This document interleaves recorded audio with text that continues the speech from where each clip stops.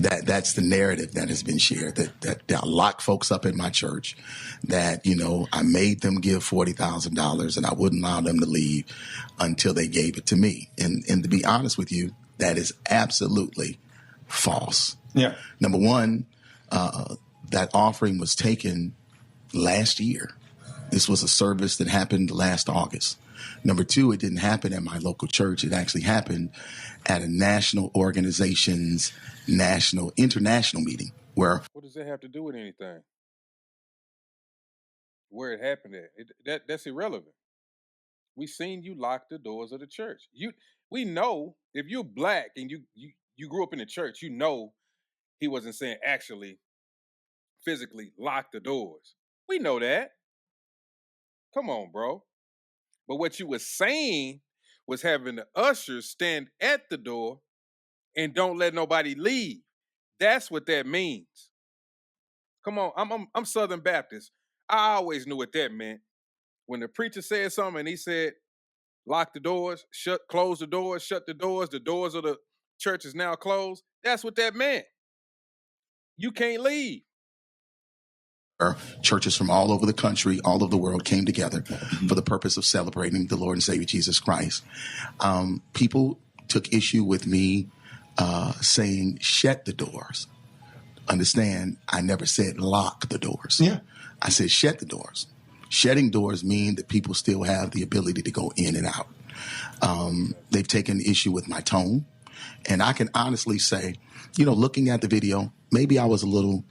I'm Southern Baptist, like I said. Get up and try to walk out when they say the doors of the church is now closed. Get up and try to walk out if you want to.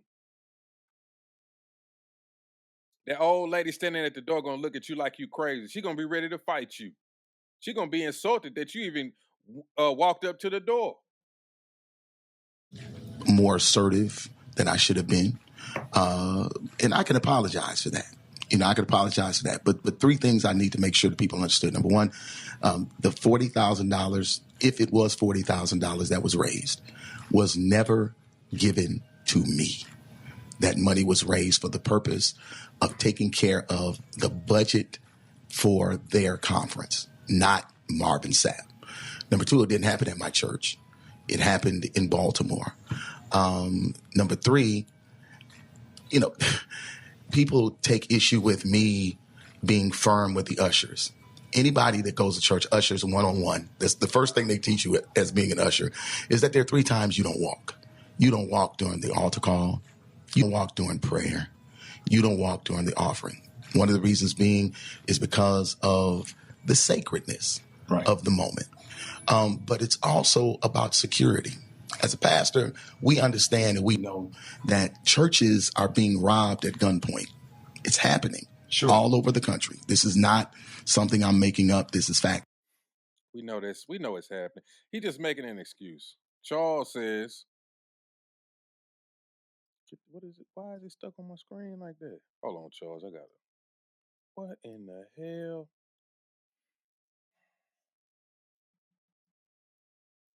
He said he is acting like he didn't say y'all ain't going nowhere. When y'all leave, except to the restaurant, that was you telling them that they can't go. Exactly. That's exactly what he said. He said y'all ain't finna go nowhere, but go to a restaurant, go get you something to eat. That's what he was saying. So you know what I'm talking about, bro. You grew up in the church, so you know when they say close the doors, that means nobody can leave. That's what it means. Factual. So if you got 5,000 people in the room, you want the doors closed. You don't want the doors locked. I couldn't get them locked anyway. It's a convention center. But the doors needed to be closed, and there was a lot of pandemonium stuff that was going on out there. But I wanted to share that first. But that ain't even the reason why I'm here. Here's the reason why I'm here. The reason why I'm here is because what has happened is people have taken clickbait and made something out of it that it isn't. And because of that, my church has been getting phone calls. People have called my church and cussed me out. My staff are afraid because I've received death threats over $20 and shut the door. People have come to our campus They have come to my church to try to cause problems, issues, challenges. And again, my children, I don't look at comments. We used to talk about this. I don't read comments. When you got millions of followers, you ain't got time to be reading all the comments. You just don't have it. Right. My children do. And they are afraid. And the reason being is because I'm their only parent. I'm a widower. They're afraid for my safety. So now we've had to update and increase security and all the things I've never had to do before because of the vitriol and the anger that people have shown, the things that they've said. I can say this though. If people are threatening this man's life, it's not worth it. It's not necessary. He just, to be honest with you, this is typical pastor behavior. That's what it is. But it's not nothing for him to get his life threatened over. Now I don't know if he's telling the truth. He probably is. I mean, you got nut jobs out here. But for people to do that, I don't condone that, and I don't agree with that at all. In my thread and stuff, and all of this is because of a misunderstanding. And I'm not blaming people. Let me be clear. I'm not blaming anybody because of their misunderstanding. I'm just saying in all you're getting, get an understanding. And if I'm sharing with you that the $40,000 that I was trying to raise, and again, I don't know if the organization got 40, 10, 20, any of it. I don't know. I'm hoping that I actually raised more money so that I can help the organization that has been such a great support to me. These people, and again, let's be clear. Not a dime of that money. Not a dime of that money came to me. Not a dime of it. And where did your money come from? I've been blessed. I've been extremely blessed. I've sold millions of records. Millions. I'm a songwriter. Okay, stop it. It doesn't matter, bro. I done seen plenty of preachers go from church to church and still want some money. Don't no preacher do nothing for free. Let's make that clear. No preacher does anything for free. If he does, maybe it was a relative or something like that, or maybe just this one time he wanted to do it for free. But overall, they don't do it for free. My grandfather was a preacher. They don't go nowhere for free. If it's a little, they'll take it. If it's a lot, they'll take it. Period. So what he talking about right there is BS. Somebody gave him something before he got there or after he got there. Maybe it didn't come out of that 40,000, but he got something. He didn't just show up, do a sermon, and leave. Let alone that he's really a celebrity because of his songs. So that alone is going to make him require somebody to give him something. He's lying. He got something. If he didn't get something monetarily, he got a free hotel room, a chauffeur service, free meals, free flight. He got something. He's trying to make it seem like, oh, I don't get it. Hey, I'm blessed. I got a record deal. I sold millions of records, of course. But you ain't do it for free. Nobody believes that. Nobody does anything for free. Stop. So what do y'all think about that? The man basically did the whole spin thing like politicians do.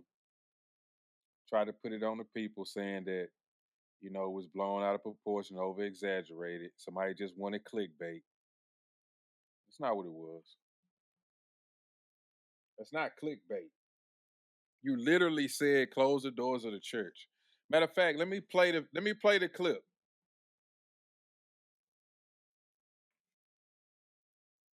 Before I get to talking too much. Let me just play the clip. What's going on here now? Why my keyboard tripping? Oh my goodness.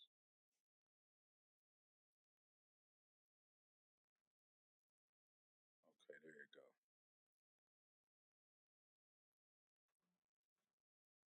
All right. Let me find the video real quick. He said, close the doors. Close the doors.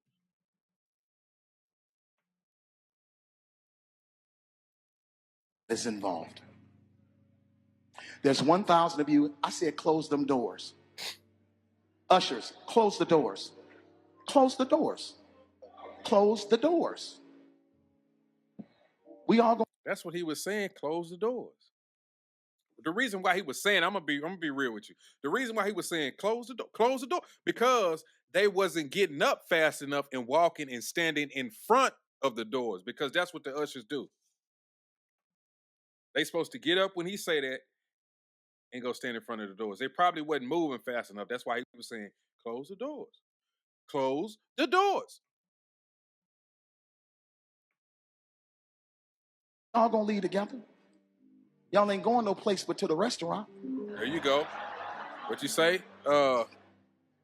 There's 1,000 of you Charles, tonight, and go. those that are watching, it's 1,000 that's watching online. This is a small seed. If I get 1,000 online to give this, if I get 1,000 in the sanctuary to give this, that's $40,000 tonight. What you say, Charles? Charles say, man, that Negro didn't put on his good hairline to get on that stage and talk all that mess for free. You know he didn't. You know he didn't, man. Come on. Look, man, when I tell you I grew up in the church, I grew up in the church. I can't quote a bunch of Bible scriptures and thump them at you. But I'm telling you what I know. I've seen what goes on in the back. These niggas ain't doing nothing for free. Let's make that clear. My grandpa was a nice man, but when we went to church on Sunday, it was me. It was about me, my brother, my 2 cousins, and 2 other cousins. That's 6. It will be between 4 to 6 grandkids with them. 7, because my big cousin was with us. And he usually got us something to eat after church, sometimes before. Now, my grandma, she would usually cook breakfast, but sometimes after church, he would get us something to eat. So that's why I'm telling you. If anything, if my grandpa wasn't getting enough just to have some extra money, he was at least getting enough money so he could take us out to eat. That's the least that he was doing. So all of this, he just up there just doing, no, he getting some money for that. He can play all these games he wants to and spin and get on Rickey, Smiley and say whatever he wants to, but we all know, well, I know specifically, he ain't doing it for free. I'm challenging each of you all down here to give a $20 seed. I just think $20 is a lot of money. $20, believe it or not, when my late wife, Melinda P. Sapp, was alive, was a good date. I could take her to the movies, buy a box of popcorn, get 1 soda, 2 straws. I wasn't cheap. That's swag. I was looking in her eyes. She's looking in mine. Can't do that no more. Now, everyone up here. The crazy part about it, some of these preachers will actually jump this stuff off. You know how they would jump it off? Boom. I got $200 right here. They throw it in the pot. Who gonna match me? Then somebody else like, damn. You go up there matching. And then the rest of the people, they come up with their little 10s and 5s, dollar bills. That's how they get this stuff going. That's why he ended up telling them something about them giving $100 to people up there on the front, up there with him. Because he know it's in a black church, that's like a what they call that? Some kind of effect. It just spreads like wildfire. 1 or 2 people get up there and give it, and then you got some people with their ego. Man, that nigga gave 300. Nigga, I got shit. He go up there and give 400. They know what they doing. Here, we've all sold and seeded, but I need everyone standing up here with us, with me, to plant a seed of $100. See? Because again, it costs to sit up here. I got you. It costs to sit up there. Let's see. So put your 20 away. Look at the dude. Look at the old man. Look what he bust out. He took a rubber band off. Let's see. You see It that? costs to sit up here. I got you. Wham! He took the rubber band off. So put your 20. I'm telling you, I know the tricks. I know the tricks of the trade. I done seen the tactics firsthand. These are games that these people play. I've worked in the church. I worked in the mega church in Houston. I seen them do 2 services the same way and ask for $1,000 from each person during the service. And he still got paid on top of that. 20 away, preachers. That 20 wasn't for you. And this is what I need you to do. If you're giving electronically or even if you're giving tangibly, I'm going to have y'all come to the altar and give it because I need to see it. See, that's what I was telling you. They need to see it because it's motivation for everybody else. It also embarrasses the people who don't want to come up there or who don't have it. So the ones who do have it, but they don't want to give it, once they see all these people get up and they just so happen to be in a spot where they sitting there by themselves, they don't want all eyes on them to know that they didn't go up there and get the money. So they get up. They walk up there and they reluctantly give up the money. What is Earl asking me? No, I haven't seen that, Earl. I haven't seen that, Earl. And I'm going to try to stay on topic today. So for whoever come through, I'm going to just try to stay on my topics, man, and go through my topics and do that. I'm going to try not to go off on a tangent and all of that. Just send it to me, man. Send it to me on the back end. I'll check it out. We'll do it. But yeah, man, Marvin Sapp.